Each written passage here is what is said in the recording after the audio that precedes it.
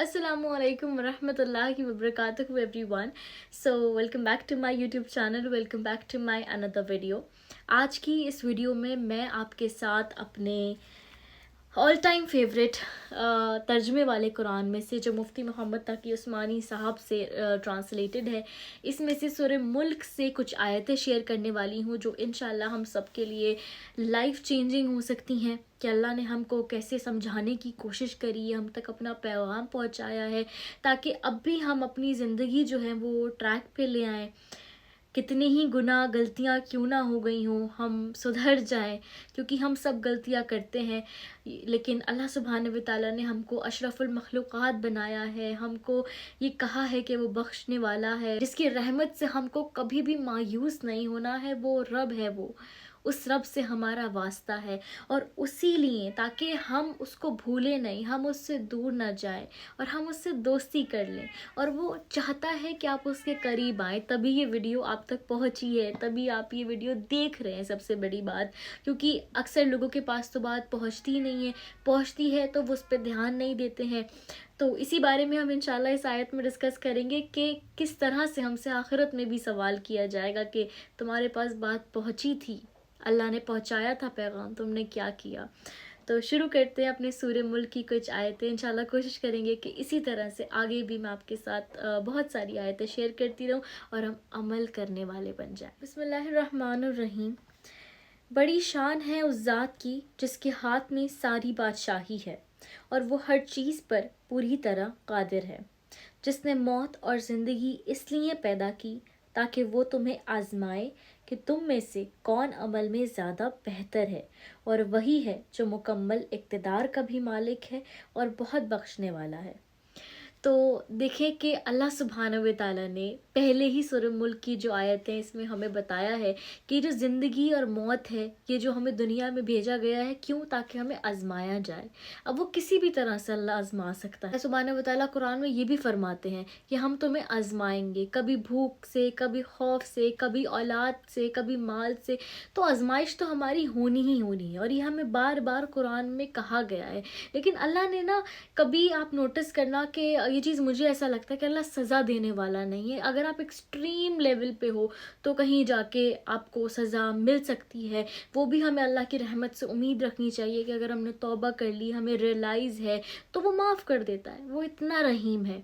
लेकिन हाँ, वो हमेशा दुनिया में हमें आजमाता है और क्या देखता है कि कौन अमल में सबसे ज़्यादा बेहतर है, कौन मेरा बंदा है, कौन इस दुनिया की सारी अट्रैक्शन देखने के बाद जब चीज़ें जवानी में उसे इतना अट्रैक्ट करें, जब मुश्किल हो दीन पर चलना, वो मेरी तरफ आए, वो नमाज को थामे, वो मुझसे दोस्ती करे। तो यही अल्लाह देखना चाहता है, वो भी बहुत छोटे छोटे तरीक़ों से। कुछ बहुत बड़ा हमको नहीं करना है, बहुत ईजी सिंपल स्टेप्स हमें फॉलो करने हैं।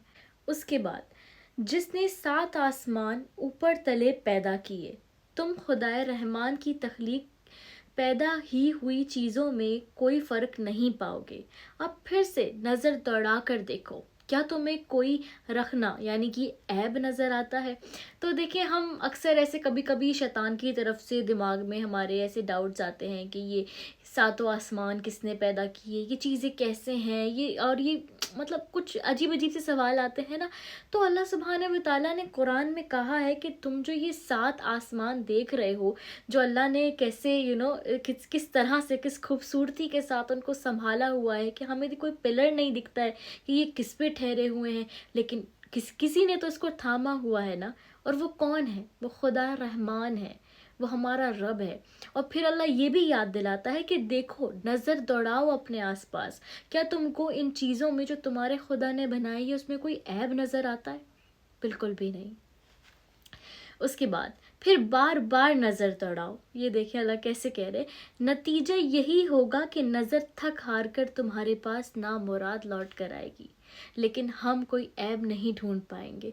ज़मीन से लेके आसमान तक ये सब हमारे रब की शान की, उनके होने की निशानियां हैं। जो लोग ये सवाल करते हैं अक्सर, जो हमारे भी दिमाग में ऐसे शैतानी सवाल कभी कभी आ जाते हैं। उसके बाद अल्लाह सुब्हानहू व तआला फरमा रहे हैं, और हमने करीब वाले आसमान को रोशन चिरागों से सजा रखा है और उनको शैतानों पर पत्थर बरसाने का जरिया भी बनाया है और उनके लिए देहकती अजाब آگ کا عذاب تیار کر رکھا ہے۔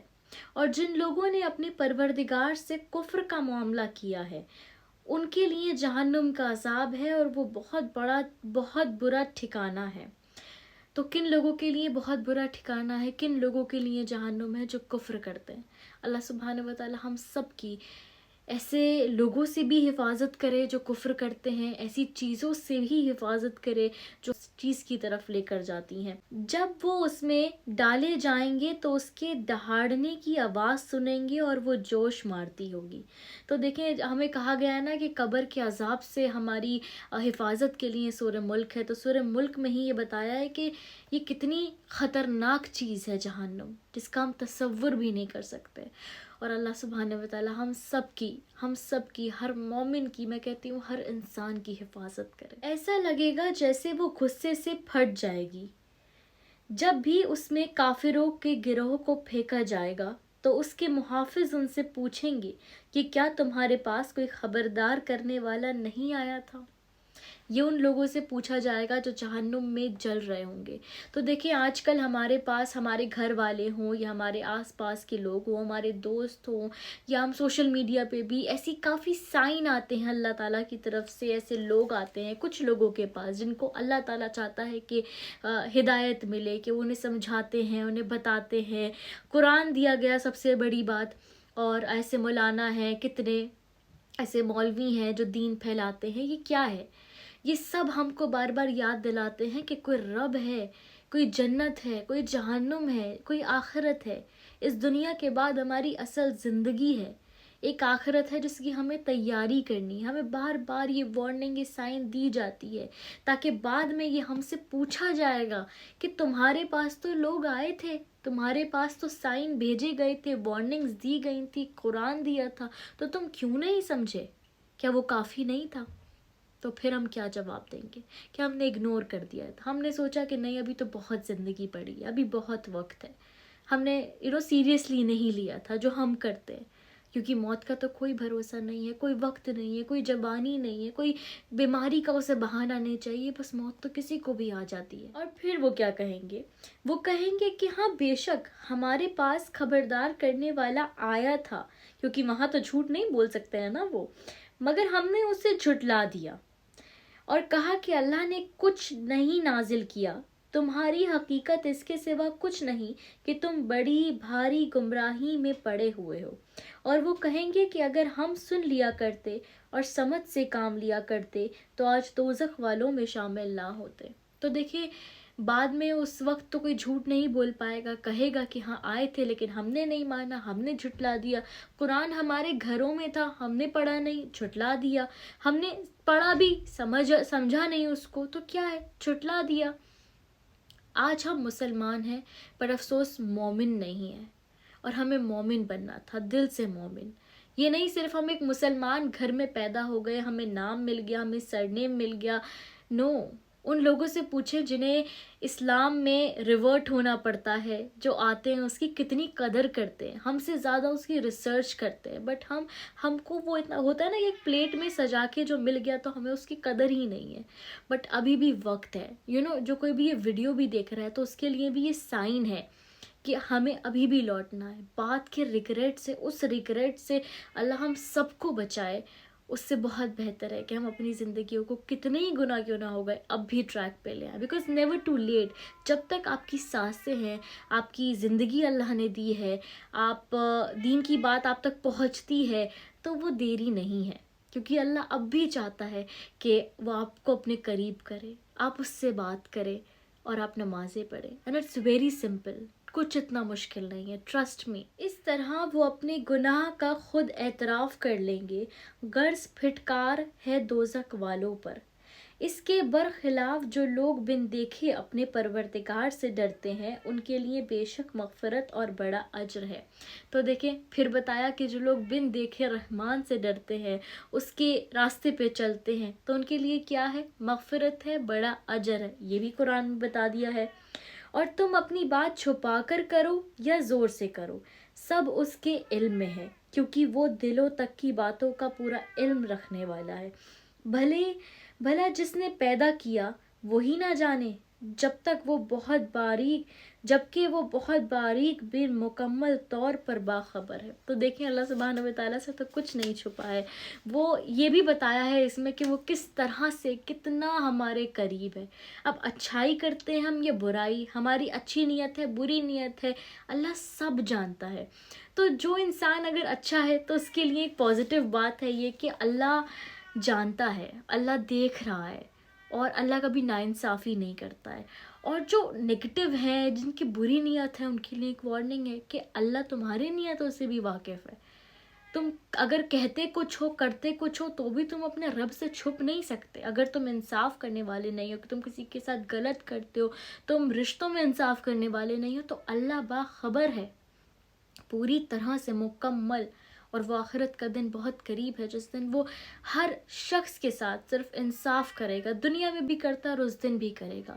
سو yes that's it for the video. ملتے ہیں انشاءاللہ اپنی نیکسٹ ویڈیو میں. آپ مجھے کامنٹ سیکشن میں ضرور بتائیے گا کہ نیکسٹ میں کس صورت پہ قرآن سے اگر آپ چاہتے ہیں ترجمے پہ ویڈیو بناؤں تو کس صورت پہ بناؤں، یا کوئی دعا آپ چاہتے ہیں تو وہ بھی آپ اپنے کامنٹس میں لکھ سکتے ہیں. میں انشاءاللہ کوشش کروں گی کہ آپ سب کا رپلائی کروں، اور اگر نہیں بھی کروں تو ایٹ لیسٹ اس پہ ویڈیو ضرور بناؤں. بٹ میں کوشش یہی کرتی ہوں کہ میں آپ سب کے جو کامنٹس ہیں وہ پڑھوں، موٹیویٹ کرتے ہیں. بس اسی طرح سے مجھے پیار کرتے رہیے گا اور اپنی دعاؤں میں یاد رکھیے گا. انشاءاللہ ملتے ہیں اپنی نیکسٹ ویڈیو میں ایک نئے ٹاپک کے ساتھ. اللہ سبحانہ و تعالی ہم سب کو عمل کرنے والا بنا دے، ہم سب کی جہنم سے حفاظت کرے، اور جنت الفردوس ہم سب کو عطا کرے، اس سے ایک لیول بھی کم نہیں. اس طرح سے ہمیں اللہ سے ضد کرنی چاہیے، مانگنا چاہیے، کیونکہ وہی ہے جو عطا کرنے والا ہے. اور جب اس کا بندہ سے مانگتا ہے، بار بار مانگتا ہے، تھکتا نہیں ہے مانگتے ہوئے، تو وہ بھی تھکتا نہیں ہے عطا کرتے ہوئے، کیونکہ اس کی صفت ہے، وہ المجیب ہے، عطا کرنے والا ہے. تو اس کی صفت سے اسے پکارے بھی اور خوب مانگے. جزاک اللہ خیر. اللہ حافظ.